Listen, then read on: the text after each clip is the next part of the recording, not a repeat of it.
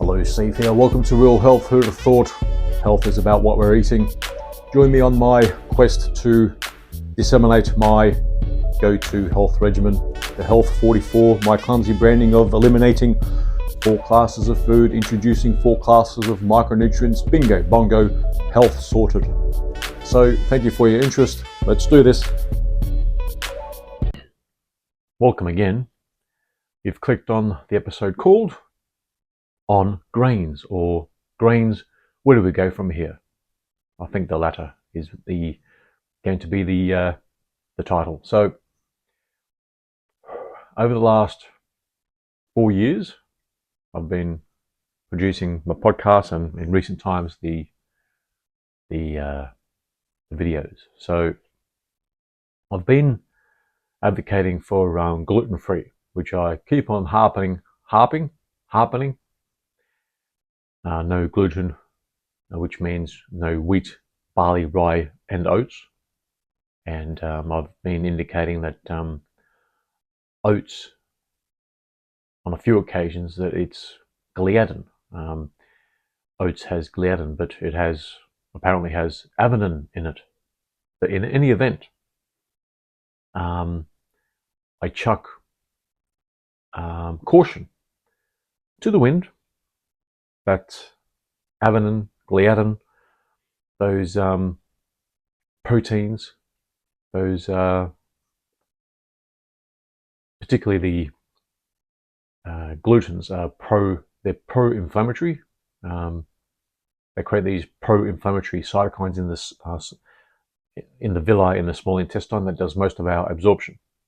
So if you're supplementing and you're still eating processed foods, wheat, barley, rye, and oats, buckwheat, and all the other grains, until there's consensus, what I'm advocating for here is just go off all grains. How about that? For about 3 years of my last 4 years, I've been eating rice and a bit of corn. The reason why corn has been a little bit of that is because of the high spray rate of the glyphosate that they use on corn. Soy is at risk there, and the like. Rice is also sprayed. It's not without its risks, but with the particular protein in rice, what was it again? Whatever it is, it just doesn't come to mind. It's apparently tolerated, and the whole idea of using the word tolerated is this thing about gluten equals celiac. And I've even done that episode recently on the whole world is celiac argument, which the world is pretty much all celiac, because gluten damages the villi in our small intestine, and we can't, even if we don't supplement, we are not absorbing all the micronutrients that are in our foods, particularly the minerals. But we need the vitamins, the amino acids, the essential fatty acids, right? So what I propose, what I advocate for here is the cleanest slate, the cleanest shirt in the dirty hamper. Go off all grains to reduce totally the risks, the unknown possible risks of grains where we can't. It's not just a tolerating thing. It's things that we may not know. And the reason why I'm advocating this is, in the last approaching a year now, I've gone off the rice and corn, and I'm feeling even better. I didn't know I'd feel that well, and it's another notch. It's another notch up in feeling well for me. And what I would suggest is for all, and in this whole cleaner slate, before we wait for a consensus, and let's face it, there won't be a consensus. There won't even be a consensus on micronutrients. There's this apparent consensus that there's, what is it, 13 plus 13, 26 plus 9 and 2, 37. Those four classes of micronutrients equal 37 in the mainstream, but there's actually, in fact, 90 declared essential micronutrients.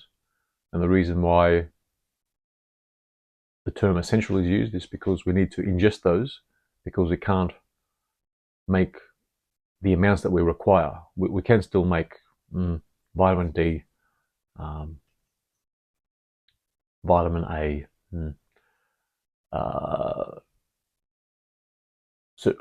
fatty acids. We can make cholesterol. Well, it's not an essential, but we should be also ingesting it. Okay, so we need to ingest those through our diet, and because our food supply chain is impaired globally, starting from the advent of electricity, there's no more ash practice. We used to get ash onto our soils. That's how we unknowingly had more minerals in our soils, because if the minerals aren't in the soils, they don't end up in the food, and they don't end up into us. Add to that. In addition to that, those 3 million dams around the world which have pretty much mitigated seasonal flooding. That was the other means how we used to get minerals into our farming lands, therefore into our soils, food, and into us. Because if it's not in the food, it doesn't end up into us. That's what you need to grasp. Even the carrot in that field on the same farm versus the carrot in the other field on the same farm may not have the same amount of minerals in it. That blew my mind. And I challenge an analysis on that, actually. And I've never looked back, and we need to supplement these days. And my go-to is through Longevity. There's other suppliers out there, but Longevity, get it. So I'm not pushing Longevity only. Just get your micronutrients in. But the digestion and the absorption needs equal concentration, equal effort, equal understanding. Gastric juices need to be lowered. Increase your salt intake, the easiest way to get your gastric juices to hopefully 1.0, where you can actually start to digest, break down the glutens. But let's face it, 98% of the population don't have a pH gastric juice level of under 1.0. Yeah, it's almost impossible, even if you do take more salt. But you need to take even more salt, and it's not that dependable, it's not that reliable that your gastric juices will be 1.0. So therefore, that's why I advocate for just getting off the grains, because you can't, before each ingestion of food and liquid, we can't always put a nasogastric tube down our gullet, aspirate onto litmus paper, and then, the litmus paper, will it give us the right result? Are we colorblind? So there's the limitations on that. It's very invasive and sketchy. So go for the cleanest slate. And when we have that relationship to our food, I'd like to have some pizza now and then, and cakes, muffins. Name your poison, your junk food fix, your go-to. I nearly spent half a century on junk food fix. I even took up triathlon to feed my junk food fix, to sustain my junk food fix, and to keep an okay body weight. It didn't always work. Even as a triathlete, I lost and put on 50 pounds, sometimes to 20 or so kilos. Racing in weight category triathlons. Yeah, amazing what I did. Stupid. Some would say you're still stupid. Shut up. Let's compare notes in 15 years, 30 years, 50 years, whatever. For those that are wondering, I'm 51, going on 52. Of course, the next number is 52, but I'm approaching. I'm more than 51 and a half. So there's the advocacy. Okay, so digestion, increase salt intake, Don't drink before your meals. There's a sliding scale, but a good rule of thumb, a good hydration rule of thumb, is 30 minutes before your meal. Don't drink. Don't drink during your meal, and wait for 90 minutes after your meal to take at least a sip, or if you're really busting, like particularly someone like me that has quite a bit of salt on their food. I've had 3 ounces of salt in a day in the past, and now I'm back down to probably 2 ounces. Just a bit of a, I don't know, a taste shift, tolerance shift, maybe less food. Is it less food? Yeah, probably a little bit less. So it's still quite a bit. 2 ounces of salt in a day. How could you? Easy, easy. What's your blood pressure like? Shut up, shut up. For those people that are blood pressure issues and that sort of thing, usually magnesium and calcium deficiency, usually code for many other minerals, usually code for creating kidney blockages and that sort of thing, and you're blaming salt on your high blood pressure. Horrible, horrible, horrible rationales out there. So digestion, absorption comes with the, just cut the grains to cut out all the nomenclatures, the risks, the particular consensus that we don't have yet.